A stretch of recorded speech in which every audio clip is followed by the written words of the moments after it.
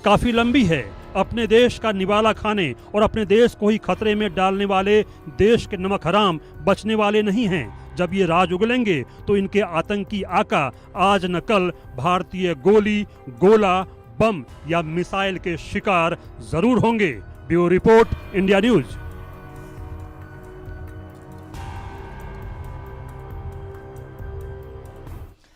चंद पैसों के लालच में देश के गद्दार अपने ईमान को बेचकर पाकिस्तानी एजेंट को खुफिया जानकारी भेज रहे थे। हम आपको बता रहे हैं कि देश का नमक खाकर अपना ईमान बेचने वाले ये गद्दार पाकिस्तानी एजेंटों से किन माध्यमों से पैसे लेते रहे।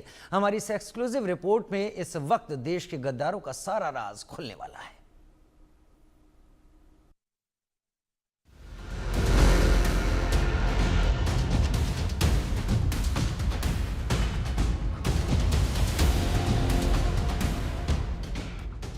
पाकिस्तानी जासूस तुफैल शकूर हारून, ज्योति अभिषेक मोतीराम, देश में कितने नमक हराम। देश से गद्दारी, पाकिस्तान से यारी।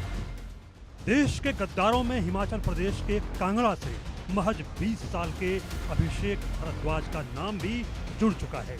इसे पाकिस्तान से जासूसी करने के शक में गिरफ्तार कर लिया गया है। अभिषेक पर भारत की संवेदनशील जानकारियां पाकिस्तान में बैठे एजेंटों को भेजने का आरोप है। कॉलेज से ड्रॉप आउट अभिषेक के मोबाइल में संदिग्ध फोटो और दस्तावेज मिले हैं।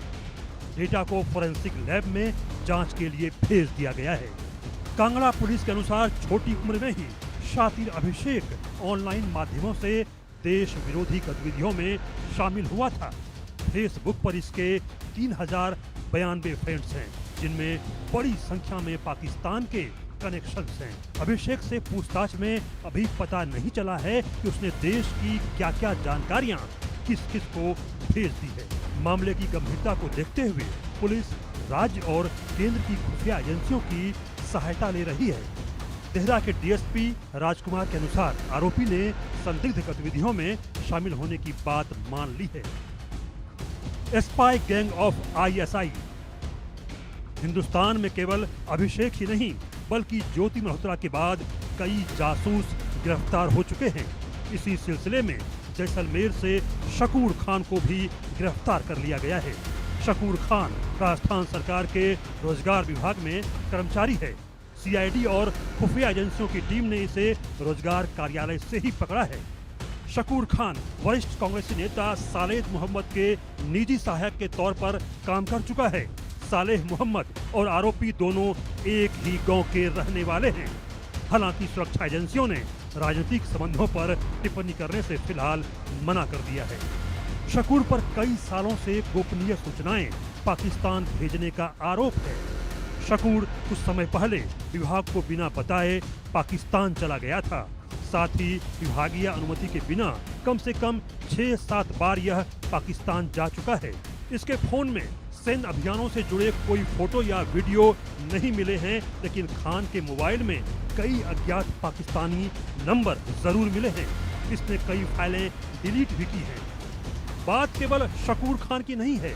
जैसलमेर में इससे पहले भी पिछले दिनों पठान खान नाम के जासूस को गिरफ्तार किया गया था। यह भी आईएसआई को सेना की जानकारियां लगातार भेज रहा था। आईएसआई के स्पाई गैंग में वाराणसी से गिरफ्तार पाक जासूस तुफैल और दिल्ली से गिरफ्तार हुआ पाक जासूस हारून भी है। और सबसे खास बात ये कि गद्दारों में एक नाम सीआरपीएफ जवान मोतीराम जाट का भी है। मोतीराम 2023 से जासूसी गतिविधियों में शामिल था। इसने पाकिस्तान के हैंडलर्स के साथ राष्ट्रीय सुरक्षा से जुड़ी गोपनीय जानकारियां साझा की थी। एनआईए को यह भी मालूम चला है कि जानकारी के बदले इसे अलग अलग माध्यमों से पैसे मिले थे। सीआरपीएफ जवान को दिल्ली से गिरफ्तार किया गया है। पटियाला हाउस की एक विशेष अदालत ने इन्हें 6 जून तक एनआईए की हिरासत में भेज दिया है। स्पाई गैंग ऑफ आईएसआई के तहत अब तक कई पाकिस्तानी जासूस गिरफ्तार हो चुके हैं, लेकिन इसमें सबसे खास नाम है यूट्यूबर ज्योति मल्होत्रा का। ज्योति मल्होत्रा पाकिस्तान, बांग्लादेश की यात्रा कर चुकी है। आईएसआई एजेंट के साथ इसके चैट भी मिले थे। 14 दिनों की जुडिशियल कस्टडी के बाद इसे जेल भेज दिया गया है। अब जमानत के लिए ज्योति मल्होत्रा निर्दोष होने के हथकंडे अपना रही है, इसलिए इसने अपना वकील भी ढूंढ लिया है। ज्योति मल्होत्रा के वकील कुमार मुकेश ने कहा कि ज्योति मल्होत्रा ने सभी आरोपों से इनकार किया है और पुलिस को जांच के दौरान क्या मिला है ये तो चार्जशीट के बाद ही पता चलेगा। देखिए, मुझे ज्योति मल्होत्रा ने कल ही एज ए एडवोकेट अपॉइंट किया है। उन्होंने कल मेरे वकालतनामा पे साइन कर दिए हैं और आज मैंने वो वकालतनामा कोर्ट में दे दिया है ज्योति मल्होत्रा को रिप्रेजेंट करने के लिए। और मैंने कुछ डॉक्यूमेंट्स की डिमांड की है, वो एज पर प्रोसेस कुछ दिनों में मिल जाएंगे। और अभी तक जो है सबके सामने है, जैसे एफआईआर हुई है, पुलिस ने अरेस्ट किया है, रिमांड पे लिया है, पूछताछ की है, कुछ मोबाइल फोन्स है, लैपटॉप्स है वो कब्जे में लिए है, बैंक अकाउंट स्टेटमेंट लिए, उनका एनालिसिस चल रहा है, कुछ एफएसएल रिपोर्ट का बोल रहे हैं, पुलिस आनी है।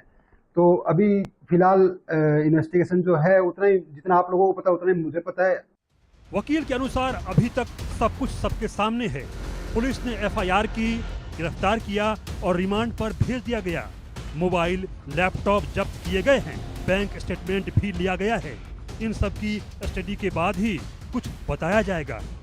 ज्योति की लग्जरी लाइफ पर वकील ने कहा कि ब्लॉगर है तो पैसे तो आएंगे, सवाल ये है कि ये पैसे कहां से आए। आईएसआई और पाकिस्तानी एजेंट्स ने पैसे दिए तो अलग बात है, हालांकि पुलिस ही बता पाएगी कि पैसे आखिर कहां से आए। पाकिस्तान में ज्योति मल्होत्रा को सुरक्षा मिलने पर वकील ने कहा कि सुरक्षा तो किसी को भी मिल सकती है, ब्लॉगर है तो उसे भी सुरक्षा मिल सकती है। दरअसल ज्योति के वकील का काम डिफेंस का है। वो निर्दोष होने के तर्क जरूर देंगे, लेकिन कानून साक्ष्यों पर फैसला करता है। ज्योति के video, mobile chat, Pakistani connections, सारी कहानी खुद बयां कर रहे हैं। ऐसे में वह अब न झांसा दे सकती है और न ही कानून के लंबे हाथों से बच सकती है। Bureau report, India news. खबर मुंबई से, जहां के मालाड से शातिर चोर